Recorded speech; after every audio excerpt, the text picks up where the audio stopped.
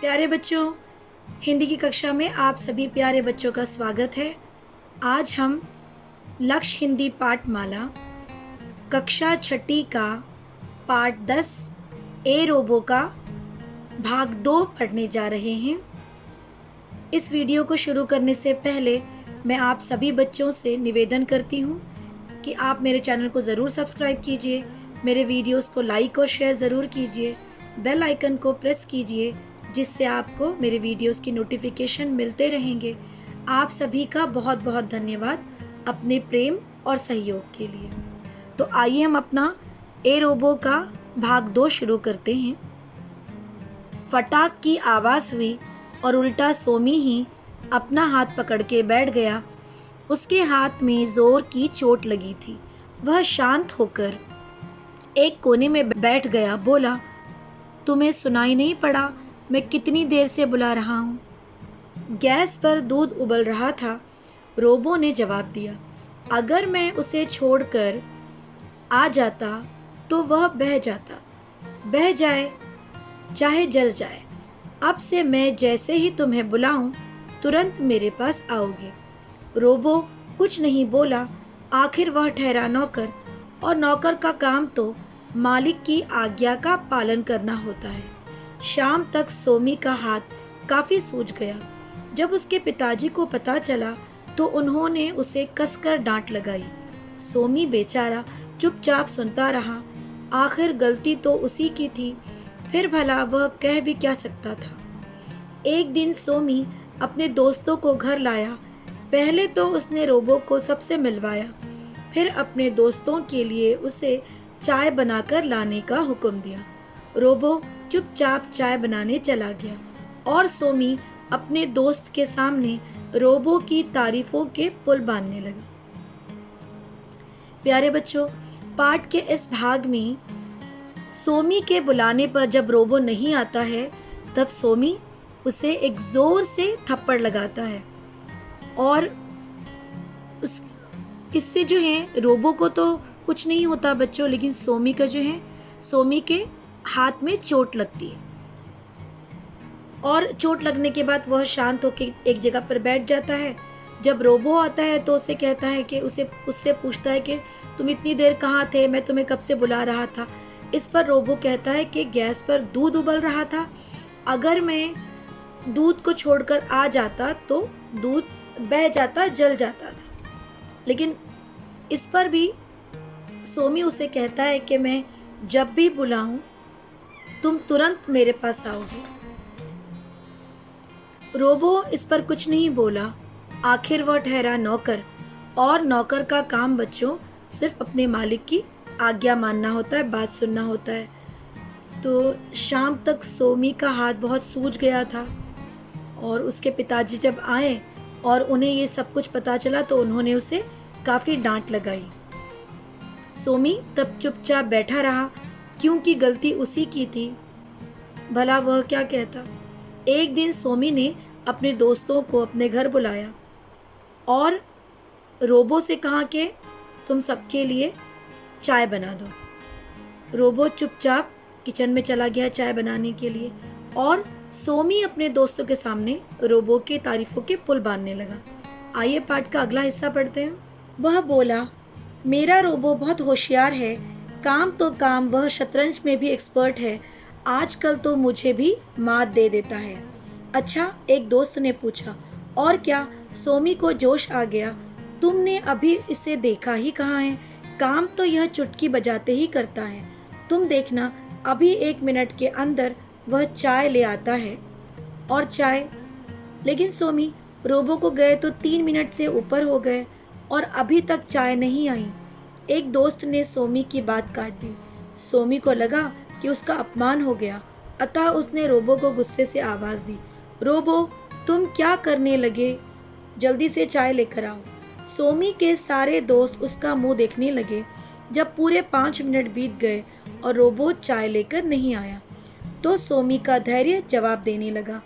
उसके सभी दोस्त मुस्कुरा रहे थे, जैसे वे कह रहे हो, सोमी, देख ली हमने तुम्हारे रोबो की कार्यकुशलता।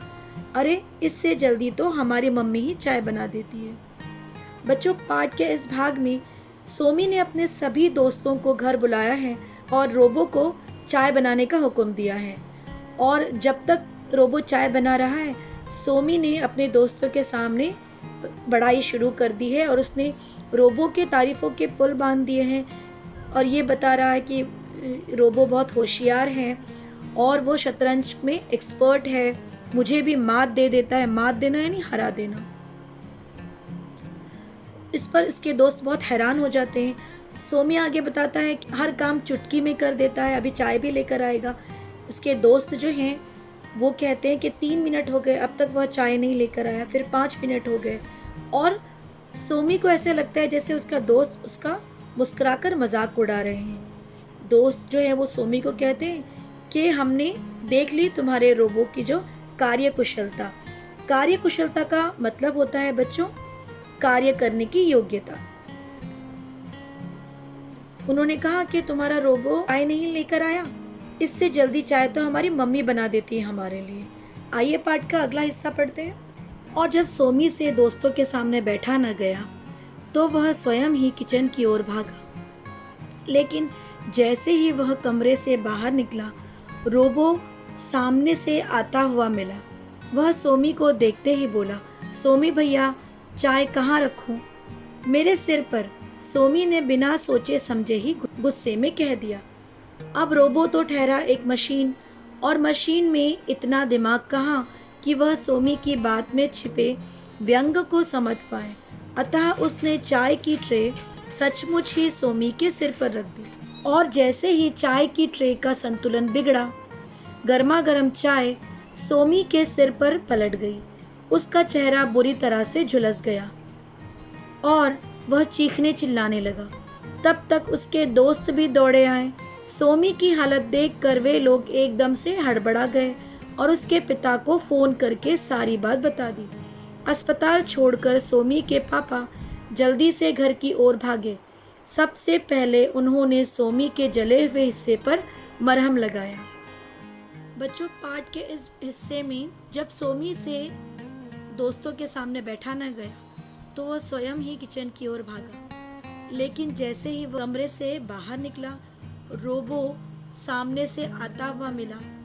वह सोमी को देखते हुए बोला कि सोमी भैया, चाय कहाँ रखूं? इस पर क्योंकि सोमी जो है वह गुस्से में था, उसे लगा कि रोबो ने उसका हुक्म नहीं माना और चाय के लिए उसने देरी कर दी और उसके दोस्त अब उसका मजाक उड़ा रहे हैं, हंस रहे हैं। तो इस झुंझलाहट में सोमी ने कहा कि मेरे सिर पर रख दो।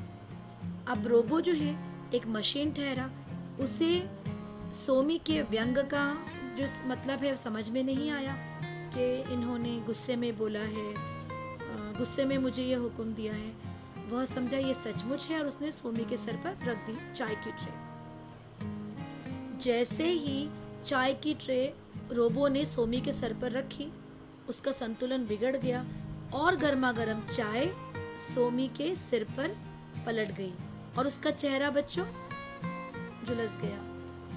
और जैसे ही चाय की ट्रे का संतुलन बिगड़ा, गर्मा गर्म चाय जो है वो सोमी के सिर पर पलट गई, उसका चेहरा झुलस गया और वह जोर जोर से चीखने लगा। उसके सारे दोस्त जो हैं वो भागकर आए। उन्होंने सोमी को इस हालत में देखा और उसके पिताजी को फोन करके सारी बात बता दी। अस्पताल में उसके पिताजी अपने काम में जो है वो बिजी थे।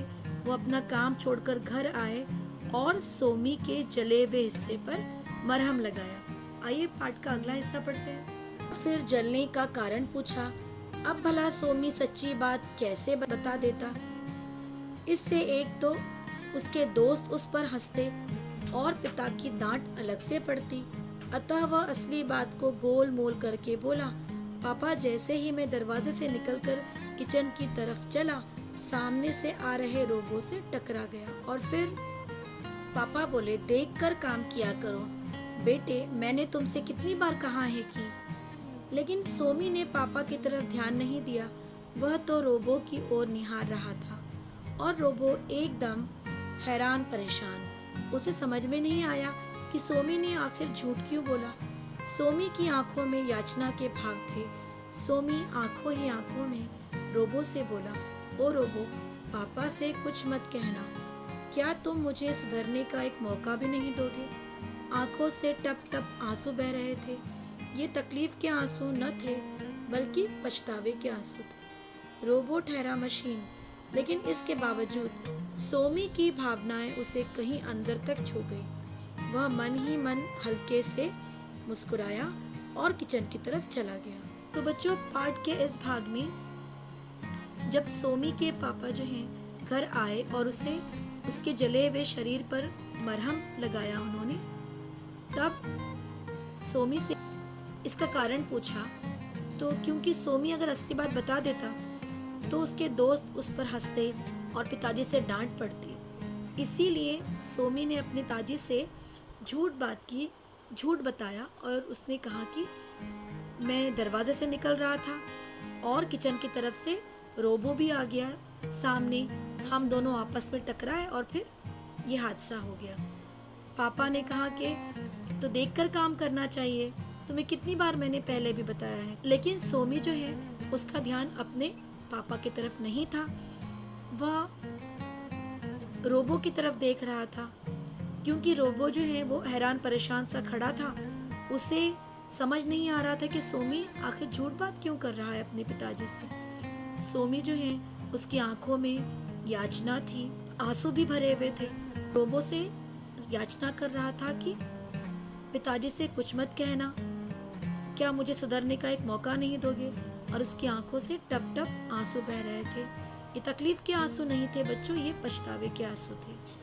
रोबो ठहरा मशीन, लेकिन इसके बावजूद यानी यद्यपि सोमी की भावनाएं उसे अंदर तक छू गई। यानी वह सोमी की भावनाओं को समझ गया।